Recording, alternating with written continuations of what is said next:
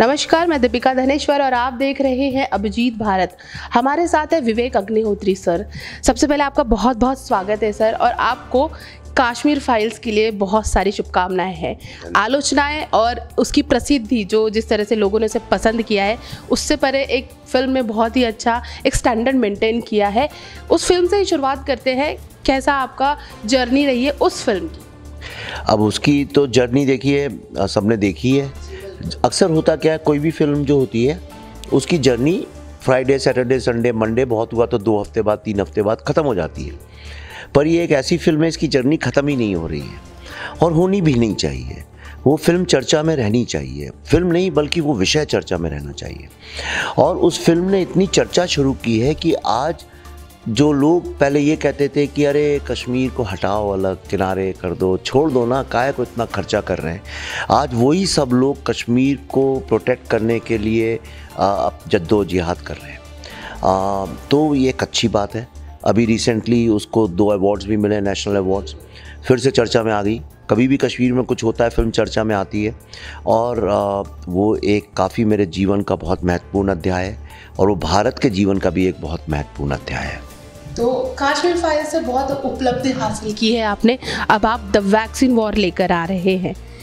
इस फिल्म के बारे में क्या कहना चाहेंगे, क्योंकि आत्मनिर्भर भारत की ये पहली वैक्सीन थी, कोवैक्सीन। देखिए, ये जो वैक्सीन फिल्म है, ये वैक्सीन वॉर इसको इसलिए बोल रहे हैं कि जब भारत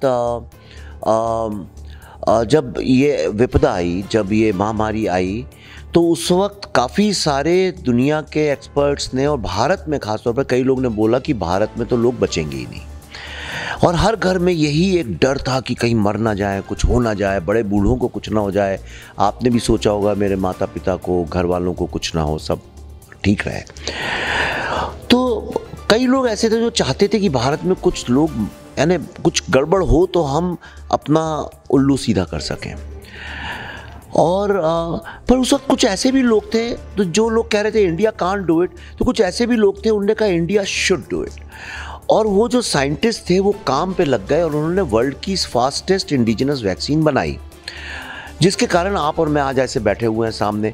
पहले अगर आप सोचिए, मार्च के महीने में ऐसे माइक लगाती तो मैं डर के भाग जाता यहाँ से, या आप मेरे पास आती तो मैं दूर चला जाता। लेकिन आज हम बिना मास्क के बैठे हुए हैं, और उसमें जो लोगों ने तय किया ये करेंगे, वो भारत की लीडरशिप थी, और उसके अलावा हमारे साइंटिस्ट थे, फ्रंटलाइन वर्कर्स थे। पर साइंटिस्ट लोग जिनने वैक्सीन बनाई उसमें अधिकतर महिलाएँ थीं। और वो किस तरह की महिलाएँ थीं? वैसी नहीं जैसा बॉलीवुड की फिल्म में एम्पावर्ड विमेन दिखाते हैं कि अच्छा चलो तुम मॉडर्न हो गए तो एम्पावर्ड हो गए, ऐसा नहीं। वो भारत की जो नारी शक्ति है वो थी। तो मुझे ऐसा लगा कि ये फिल्म जो है, भारत की जो एक नई उमंग है, एक जो नया कॉन्फिडेंस है, मनोबल है, वो भारत की वैक्सीन को लेके जो ह्यूमैनिटी, मानवता के लिए जो कंट्रीब्यूशन है वो, और नारी शक्ति जो है, आप सब जो लोग हैं, भारतीय नारियों का जो त्याग और तपस्या है विश्व में, उसका कोई मुकाबला नहीं है। उसको पर्दे पे लाऊं ताकि आगे आने वाली जनरेशन्स इतनी इंस्पायर्ड हो कि वो भी उन्हीं वैल्यूज़ को लेके आगे चले। और कभी दोबारा अगर ऐसी स्थिति, भगवान ना करे ऐसा हो, कभी ऐसा हो गया तो हमारी नई जनरेशन को पता हो कि हमें क्या करना है। बिल्कुल सर, आपने गृहिणी भारतीय महिला की बात की है। आपके साथ आपकी वाइफ इस फिल्म में है, एज अ प्रोड्यूसर है और एज अ एक्टर है।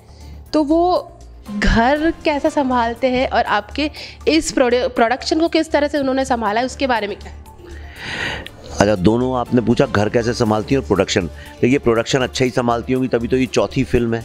और ये जो फिल्म है हमारी, ये जो वैक्सीन वॉर, इसमें कोई स्टूडियो नहीं है, हम अकेले कर रहे हो। पूरा पल्लवी ने अकेले किया सब कुछ। मुझे पता भी नहीं कब क्या कैसे हो गया, मुझे पता भी नहीं। दूसरा, आपने देखा होगा, मैं तो सारी दुनिया में घूमता रहता हूँ, हमेशा बक बक बक बक करता रहता हूँ। इधर भाषण दे रहा हूँ, उधर भाषण दे रहा हूँ, इधर घूम रहा हूँ, उधर घूम रहा हूँ। महीने में 20-22 दिन में रहता नहीं हूँ। तो मतलब घर भी अच्छा ही संभालती होंगी।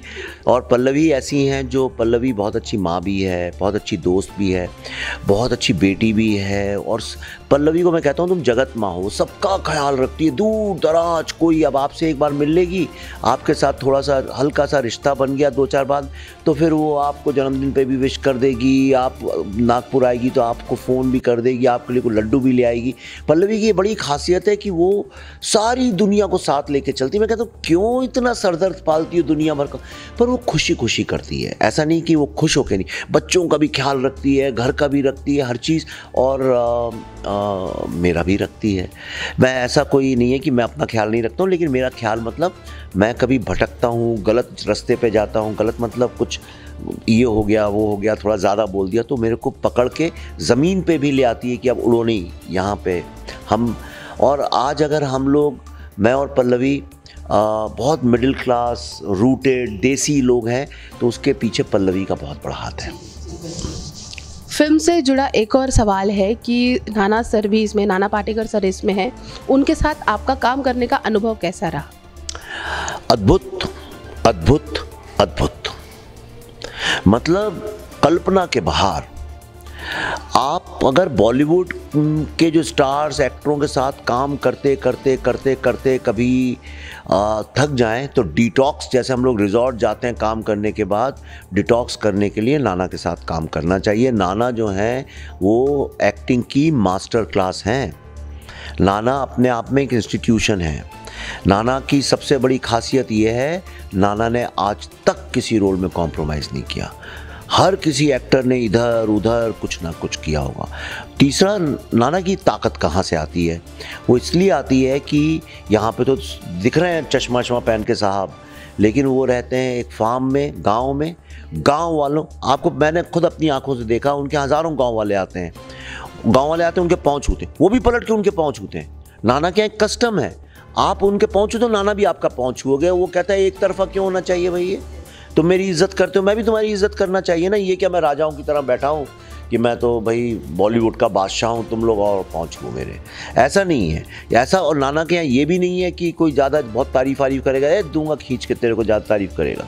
बॉलीवुड में क्या है, बादशाह साहब बैठे हुए हैं, सारी दुनिया उनके गुणगान कर रही है, कह ले वाह वाह वाह क्या बादशाह हैं, किंग हैं, राजा हैं, ये है वो है, शहनशाह हैं। वहाँ पदवियाँ ऐसी देते हैं और आदमी खुदा की तरह ऐसे बैठ जाता है कि मैं सब कुछ हूँ। नाना ऐसा नहीं, ज़मीन से जुड़ा एक्टर है, इसीलिए वो कोई भी रोल दे दो उसको, गरीब का, भिखारी का, राजा का, साइंटिस्ट का, बखूबी निभाता है। आखिरी सवाल है फिल्म से जुड़ा, द वैक्सीन वॉर को लेकर आप दर्शकों को क्या अपील करना चाहेंगे और क्या कहना चाहेंगे? मैं ये कहना चाहूँगा, 3 चीज़ें कहना चाहूँगा। अगर अपनी माँ से प्यार करते हो तो इस फिल्म को देखना और अपनी माँ को ज़रूर दिखाना। अगर अपने बच्चों से प्यार करते हो तो ये फिल्म उनको ज़रूर दिखाना। ये बच्चे ज़िंदगी भर आपको धन्यवाद करेंगे।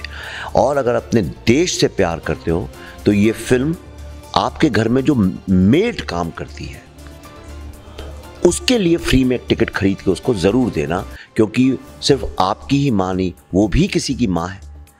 हम जब बात करते हैं सशक्तिकरण का कि हमारी औरतें बड़ी एम्पावर्ड हैं, तो ये मत भूलिए वो औरत भी बहुत एम्पावर्ड है, और उसको आप अगर ये फिल्म दिखाएंगे तो आप उसके मनोबल को भी बहुत सशक्त करेंगे और आपको भी खुशी होगी, उसको भी खुशी होगी।